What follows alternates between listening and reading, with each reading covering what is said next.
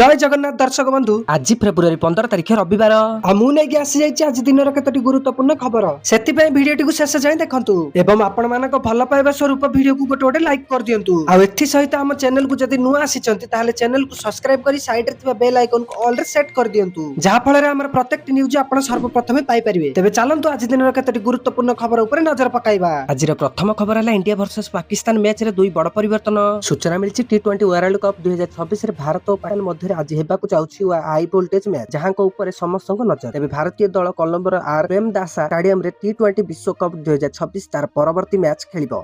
एही मैच प्रस्तुति पई टीम इंडिया फेब्रुआरी 14 तारिख रे कोलंबोर आर प्रेमदासा स्टेडियम रे व्यापक अभ्यास करिथिला किंतु समस्त नजर अभिषेक शर्मा का ऊपर केंद्रित थिला।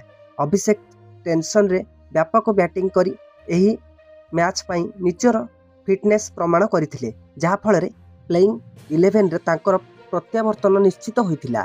एहा व्यतीत कोलंबो पिच विचार करी टीम इंडिया आउ एक बड़ परिवर्तन करने को निष्पत्ति नेछि। परवर्ती खबर EPFO मेंबर्स को मिलिबो 7 लाख टंकार इंश्योरेंस। तेरे सूचना मिली जदि आपण चाकरी करूछंती एवं प्रति मासरे आपनकर दरमा PF अर्थात प्रोविडेंट फंड कटा जाउछि तेबे एही सूचना आपनक पई बहुत उपयोगी।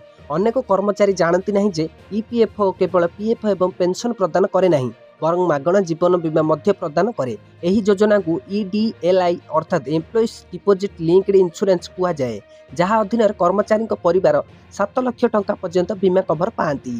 तथा EDLI योजना कौन? EDLI योजना 1976 मसीह आरंभ होइतिला। यार उद्देश्य हेउछि चाकरी समय मृत्युवरण कले कर्मचारी मानकु परिवार आर्थिक सहायता प्रदान करबा। एही योजनार सबुठार गुरुत्वपूर्ण वैशिष्ट्य हेउछि कर्मचारी को कौनसी टंका देबाकू पड़िबो नहीं।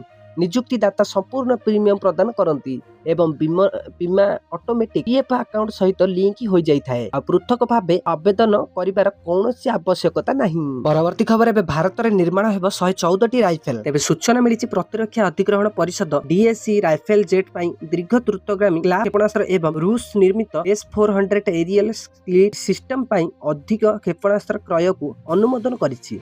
DSC 114 राइफल जेट क्रय को अनुमोदन करिबार गोटे दिन पर प्रतिरक्षा सचिव राजेश कुमार सिंह शुक्रवार दिन कहिसेंति जे प्रथम थर पई फ्रांस रो युद्ध विमान गुड़िक फ्रांस बाहर निर्माण कराजिबा एवं भारत को सेगुड़िकर वितरण 2028 रु आरंभ हेबो।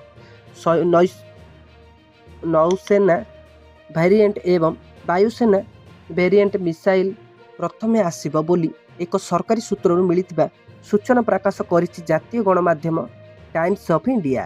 तथा गभीरता को जाई आक्रमण करने पाई डिजाइन होइथिबा 250 किलोमीटर दूरगामी स्क्लैप एयर लॉन्च्ड मिसाइल ऑपरेशन सिंदूर समय रे पाकिस्तान रो मुरी तके एवं बहावलपुर रे थिबा जैश-ए-मोहम्मद एवं लश्कर-ए-तैयबा आतंकवादी मुख्यालय को ध्वंस करने पाई व्यवहार करा जायतिला।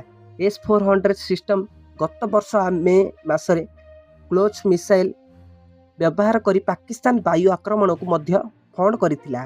स्क्लैप क्षेपणास्त्र गुड़िक initial navigation GPS terrain reference navigation एवं टर्मिनल पर्यायर एक इंफ्रारेड इमेजिंग शिकार मिश्रण सहित संजित अटे। एही क्षेपणास्त्र गुड़िक पाकिस्तान रे थिबा आतंकवादी एवं सामरिक घाटी गुड़ी को सठिक भाव में आक्रमण करिथिला।